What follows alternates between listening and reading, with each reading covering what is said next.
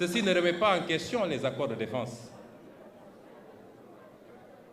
Nous entretenons des accords de défense avec beaucoup de pays, les États-Unis, la Grande-Bretagne, la Chine même, je crois, beaucoup de pays.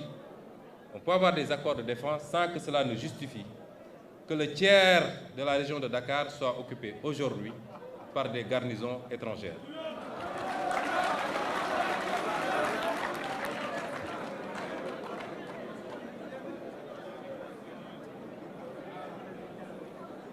Le quatrième point, c'est le juste gain sur nos propres ressources naturelles. Nous l'avons dit plus haut, le modèle que nous voulons pour nous repose sur une mobilisation optimale des ressources endogènes.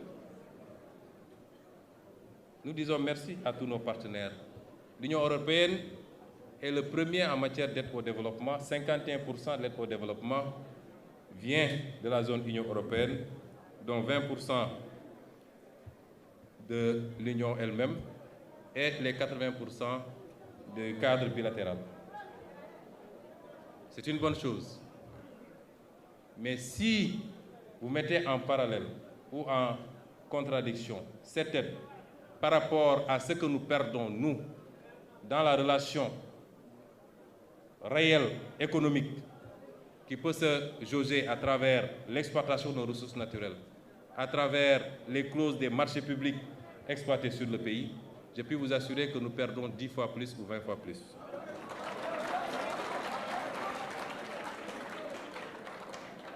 Et c'est pourquoi nos partenaires doivent comprendre que c'est là la seule issue à la délicate et teigneuse question du chômage de masse.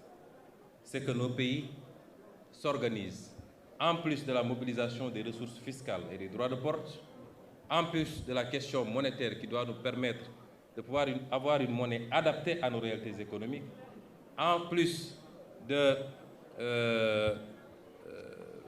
du travail qu'il faut faire sur la réduction du train de vie de l'État et la lutte contre la corruption qui nous fait perdre énormément, c'est aussi la renégociation de toutes les conventions qui ont été signées de manière léonine et qui aujourd'hui, aussi bien au niveau des clauses juridiques, des clauses financières que des clauses techniques, sont au détriment de notre peuple. Je peux dire ici, et vous ne le saviez pas, on nous a promis que le gaz commencera à être exploité cette année. Vous connaissez l'impact que peut avoir cette richesse sur un peuple. Vous allez dans des pays comme le Qatar qui, 30 ou 40 ans en arrière, on n'y enregistrait que des tentes dans le désert. Vous voyez ce que c'est devenu avec une bonne utilisation de leur gaz naturel. Mais si nous ne prenons pas nos responsabilités, je peux assurer les Sénégalais que dans les 15 ou 20 ans à venir, le Sénégal ne gagnera pas un copec de son gaz. Et c'est inadmissible.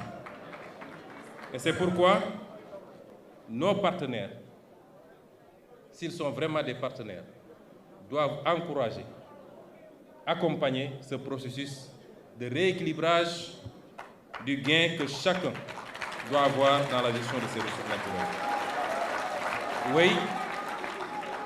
Oui, nous acceptons qu'un investisseur qui a pris des risques, qui a investi, doit gagner et avoir un retour sur investissement. Mais non, nous n'acceptons pas qu'il gagne tout et que nous ne gagnons presque rien. Ça, ce n'est plus l'Afrique de 2021, 2024.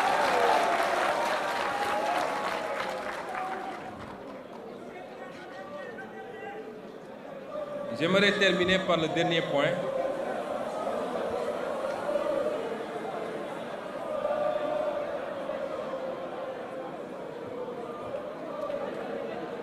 J'aimerais terminer par le dernier point.